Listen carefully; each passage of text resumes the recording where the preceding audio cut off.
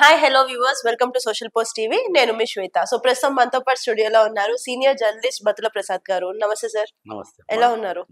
So ఇప్పుడు మన victory Venkatesh మీద న్యూస్ ట్రెండింగ్ లో ఉంది కదా, లైక్ రెమ్యునరేషన్ పెంచారు ఆయన అని. అసలు రీజన్ ఏంటి అంటారు? అంటే హీరోలు సక్సెస్ బట్టి రెమ్యునేషన్ పెంచుతుంటారు. సినిమా సక్సెస్ అయితే నెక్స్ట్ సినిమాకు రెమ్యునేషన్ తప్పకుండా పెరుగుతుండే. డిమాండ్ సప్లై సిద్ధాంతం లాగా అనమాట.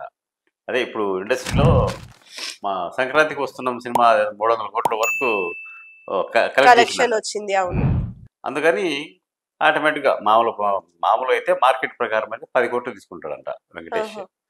ఇప్పుడు ఎవరో తాజాగా అడిగితే బాబు 25 కోట్లు ఇవ్వాల్సిందే అని రెమ్యునేషన్ పెంచాడని సినిమా వర్గాలు చెప్పుకుంటున్నాయి. ఓకే, అసలు ఈ రెమ్యునరేషన్ విషయానికి వస్తే అసలు హీరోస్ కి టాప్ హీరో ఎవరు ఎక్కువ రెమ్యునరేషన్ తీసుకునేది? టాప్ హీరో అంటే ఇంకా మన భారతదేశంలోనే ఎక్కువ రెమ్యునరేషన్ తీసుకున్న హీరో అల్లు అర్జున్. ఎంత? 350 కోట్లు. అంటే అది కూడా సక్సెస్ వచ్చింది కాబట్టి.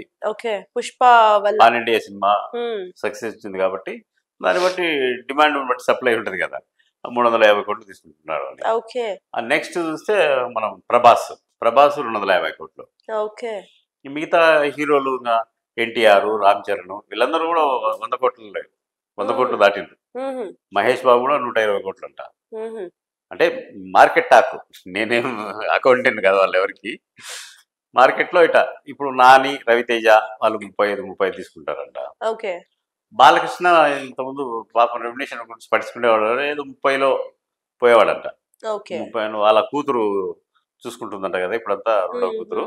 ఆమె వచ్చిన తర్వాత మరీ 30లోనే ఎందుకుంటావు, 35 చేయని 35 తీసుకుంటున్నారంట ఇప్పుడు. అంటే వరుస సక్సెస్ ఉన్నాయి కదా. అంటే దీన్ని బట్టి చూస్తే ఆయనకు డబ్బు మీద పెద్ద ఆకాంక్షలు. వరుస 3 సినిమాలు ఏమో సక్సెస్ అయినాయి.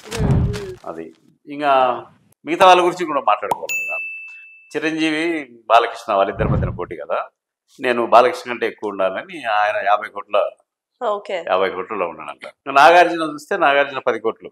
ఇప్పుడు ఆయన సినిమాలు కూడా లేవు కదా, శేఖర్ కమల్ సినిమా షోస్ ఎక్కువ నడుస్తున్నాయి కాబట్టి ఇంకా ఆయన ఎందుకంటే కొడుకులు ప్రమోట్ చేసే కార్యక్రమం ఉన్నాడు. ఆయన కాకుండా వాళ్ళ కొడుకులను వాళ్ళ సినిమాల కోసం ఈయన సినిమాలు తగ్గించుకున్నట్టు అనిపిస్తా ఉంది. ఇట్లా అనమాట. ఇవన్నీ సినిమా ఇండస్ట్రీలో చెప్పుకునే రెమ్యునేషన్స్. అది ఎక్కువ ఉండొచ్చు, తక్కువ ఉండొచ్చు. అంటే పేరుకి అంత ఎక్కువ అమౌంట్ ఉంటుంది కానీ ట్యాక్స్ కట్టేయి మాకు ఇంతే వస్తుంది అని చెప్పుకుంటారు కదా, అది ఎంత వరకు నిజం మరి? అంటే చెప్పుకోవడానికి గొప్పలు చెప్పుకుంటారు, ఇంత వస్తుంది అంత వస్తుంది. ఇది సినిమా వాళ్ళ రెమ్యునేషన్స్ కానీ సినిమా కలెక్షన్స్ కానీ దాంట్లో నిజం ఏముండదు. హైప్ కోసం చెప్పుకుంటారు, మా సినిమా ఎంత కలెక్ట్ చేసింది అని గొప్పలు చెప్పుకోవడమే. ఈ విషయము వాళ్ళు మన ఐటీ వాళ్ళకు కూడా చెప్పుకున్నారు, ఇన్కమ్ ట్యాక్స్ వాళ్ళకు కూడా ముందే చెప్పుకున్నారు, బాబు మేము ఎక్కువ చెప్పుకుంటాము, దాన్ని పట్టుకొని మా మీద రైట్ చేయొద్దు దాన్ని. కానీ అసలు నిజాలు ఏంటనేది వాళ్ళకే తెలియదు, ఐటీ వాళ్ళకి తెలియదు, మనకి తెలియదు. అంటే ఇప్పుడంతా అకౌంటింగ్ అనేది ఆన్లైన్ అకౌంటింగ్ కదా, అంతా దాన్ని దాచిపెట్టే దానికి ఉండదు కాబట్టి ఒరిజినల్ లెక్కలు అక్కడ ఉంటాయి, వాళ్ళకి తెలియాలి, వీళ్ళకి. ఇప్పుడు ఐటీ దాడులు చేశారు, ఏం దొరకలేదు కదా ఎవరికి. 3 రోజులు పెద్ద సంచలన వార్తలు, అంత దొరికింది, ఇంత దొరికింది, అంత దొరికింది. ఇంకొకటి ఏం తెలుసా తమాష ఏంటంటే, ఇంత 100 కోట్లు తీసుకుంటున్న ఏ హీరో మీద కూడా ఇప్పుడు దాకా రైడ్ జరగలేదు.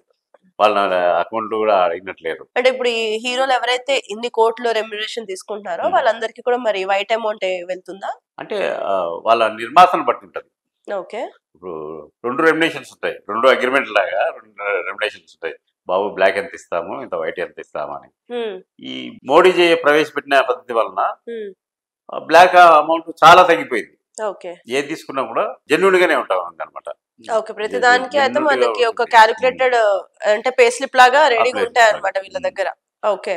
వీళ్ళు ఐటీ వాళ్ళు ఇంతకుముందు ఏం చేసేవాళ్ళంటే, సకాలంలో అందరూ ట్యాక్స్ కట్టాలని నాగార్జునతో ఒకసారి స్టేట్మెంట్ ఇప్పించారు, క్లీన్ చిట్. ఆయన తీసుకున్న దానికి మొత్తం ఇంత ట్యాక్స్ కట్టాడు, మీరు కూడా ట్యాక్స్లు కట్టండి అని ఆయనతో ప్రకటన ఇప్పించారు అనమాట. కాబట్టి ఐటీ వాళ్ళకు ఈ హీరోలకు ఏదో ఉంటది అండర్స్టాండింగ్. సో ఏదైనా ఇంకా డిమాండ్ సప్లై సిస్టమ్ నడుస్తుంది కాబట్టి ఫర్దర్ గా ఎవరి డిమాండ్ పెరుగుతుంది, ఎవరి రెమ్యునరేషన్ ఎంత పెరుగుతుంది అనేది సినిమా సక్సెస్ అయిందంటే ఆటోమేటిక్ గా అందులో హీరో, హీరోయిన్. ఇప్పుడు మన తండేల్ కదా సినిమా పేరు, తండేల్ సినిమా కూడా ఈమెనే హీరో కంటే హీరోయిన్ ఎక్కువ రెమ్యునరేషన్ డిమాండ్ చేసిందంట. అవును, సాయి పల్లవి. ఎందుకంటే ఆమె సక్సెస్ ఉంది, డిమాండ్ ఉంది. ఎప్పుడైనా చెప్తారు కదా, దీపం ఉండగానే ఇల్లు చక్కబెట్టుకోవాలి కానీ డిమాండ్ ఉండగానే కదా అడిగేది. డిమాండ్ లేనప్పుడు ఇంత అడిగితే ఇవ్వరు కదా. ఆ సూత్రం పాటిస్తుంటారు అన్నమాట. అంతే. అంటే ఇప్పుడు నిజంగానే చిరంజీవి గారు, బాలకృష్ణ గారు ఎప్పటి నుంచో సినీ ఇండస్ట్రీలో ఉన్నప్పటికీ వాళ్ళకి ఇంకా 50 crores 35 crores లోనే ఉన్నారు. కానీ రీసెంట్ గా వచ్చిన మన ఈ స్టార్ హీరోస్ మాత్రం 100 కోట్లు దాటి సంపాదిస్తున్నారు. వాళ్ళ మార్కెటింగ్ అలా ఉంది, డిమాండ్ అలా ఉంది, జనాలు ఆ విధంగా చూస్తున్నారు వాళ్ళని. ఎగ్జాక్ట్లీ. కాబట్టి దాన్ని బట్టి ఇప్పుడు అల్లు అర్జున్ తీసుకుంటే మహేష్ బాబు, ఎన్టీఆర్, రామ్ చరణ్ వీళ్ళందరూ తర్వాత వచ్చే హీరో. ఒక రేంజ్ సినిమాలు తీస్తా ఉన్నాడు. ఇది పాన్ ఇండియా సినిమాతో ఎక్కడికో వెళ్ళిపోయాడు. ఎక్కడికో వెళ్ళిపోయి అంతా కలెక్ట్ చేసింది.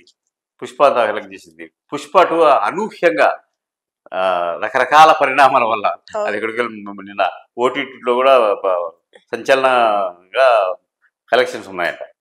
కాబట్టి ఎక్కడైనా అంతే, డిమాండ్ బట్టి రెమ్యునరేషన్ పెరగడం ఉంటుంది. Okay sir, thank you so much. Thank you.